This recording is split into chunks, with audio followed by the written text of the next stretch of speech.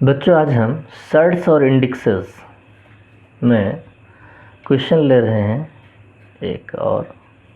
ठीक है, तो 6 के ऊपर 4 अंडर रूट में इट मीन्स 1/4 पावर है, और यहाँ पर 2 के ऊपर है अंडर रूट 2 मीन्स 1/2 पावर, और ये है 4 के ऊपर अंडर रूट के साथ 3 मीन्स यहाँ पर इसका मतलब 4 टू दी 1/3 पावर मीन्स ये क्यूब रूट में है।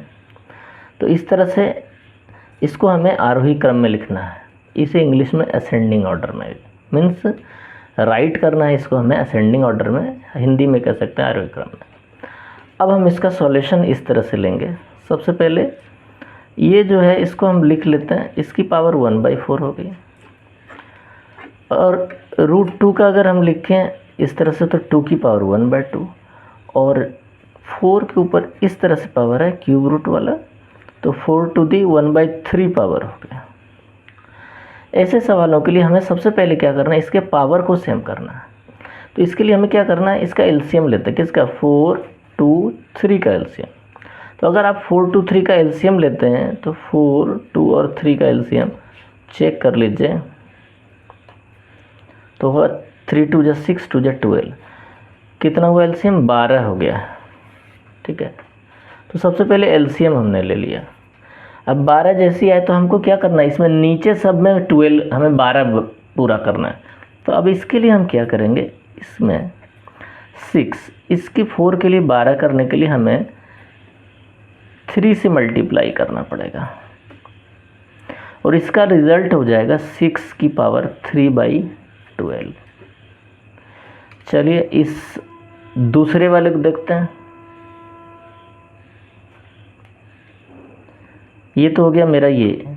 अब इस 3 को भी इसके साथ इस तरह से लेना है, 1/12 तो रहेगा इधर। तो मेरा हो गया 6 का 1/4, इसको मैंने 4 को 12 बनाने के लिए 3 से इसको मल्टीप्लाई कर दिया, और ये रिजल्ट आ गया। अब इसको 3 को 6 के साथ ले लेते हैं और 1/12 यहाँ रहने देते हैं, और इसका रिजल्ट आ जाता है आपका 6 गुना 6 गुना 6 होता है 216, और 1/12 इस तरह से। तो ये पहला पॉइंट तो हमारा रेडी हो गया। ठीक है, ये हो गया हमारा पहली संख्या जो थी ये इस फॉर्म में 1/12 में चली गई। तो मेरा पहला अंक तो यहाँ पर इस तरह से रेडी हो गया। अब दूसरा ये है, इसको हम इसमें भी ये जो 1/2 इसको 12 में लेके चलेंगे, तो इसका कैलकुलेशन हम ले लेते हैं। यहाँ से लिखते हैं 2 का 1/2, 1/2 को 6 से मल्टीप्लाई डिवाइड कर लेते हैं, तो ये अब मेरे पास हो जाएगा 2 की पावर 6/12, और इसका रिजल्ट होगा 2 की पावर 6 एंड ओवरऑल 1/12। अब हम 2 की 6 का वैल्यू निकाल लेंगे, तो ये हो जाएगा 2 दूने 4, 2 8 और गुने 8 64 हो जाएगा, 64 की पावर 1/12। तो 2 अंक तो मेरे पास रेडी हो गया है। ये हो रहा दूसरा, ये पहला था। अब हम तीसरा ले लेते हैं। तीसरा है ये वाला।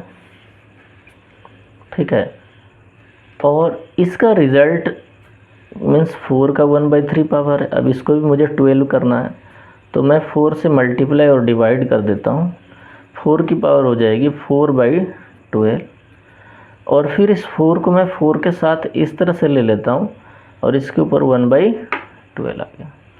अब 4 का 4 टाइम्स मल्टीप्लाई, तो 4 गुना 4 16 होता है, और 16 गुना 16 256, और इसके ऊपर हो गया 1/12। अब मेरे पास जो संख्या आ गई वो इस तरह से 1 2 3 तैयार है। अब इसमें हमें चेक करना है कि असेंडिंग में कौन सा है, ऑर्डर में कैसे लिखेंगे। तो असेंडिंग मीन्स क्या हो गया, और हमारे पास आरोही और असेंडिंग मीन्स बढ़ते हुए क्रम में। तो हम सबसे पहले छोटा स्मॉल वाला लेंगे। स्मॉल वाला ये है 64,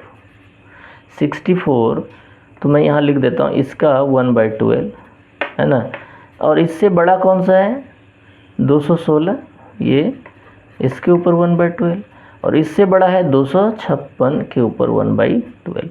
इसका एक्चुअल वैल्यू जो हमारा इस नंबर में है वो हम लिख लेते हैं, 64 वाला है, कौन सा, √2, ठीक है। और 216 वाला कौन सा है, तो पहला था इस तरह से 6 के ऊपर √2 में 4 इस तरह से लिखा, मीन्स 1/4 की पावर। और 256 वाला जो है मेरा रिजल्ट है 4 की 1/3 मीन्स ये। और इस तरह से हमारा रिजल्ट आ गया है, किस में, किस ऑर्डर में आ गया, असेंडिंग ऑर्डर में, ठीक है, आरोही क्रम में रिजल्ट आपका रेडी है, ठीक है। Best of luck. और मैंने एक होमवर्क यहाँ पर लिखा है, यहाँ पर 3 संख्या दी है, 1 2 3, ठीक है। आपको इसे असेंडिंग ऑर्डर में लिखने का प्रयास करना है। Best of luck.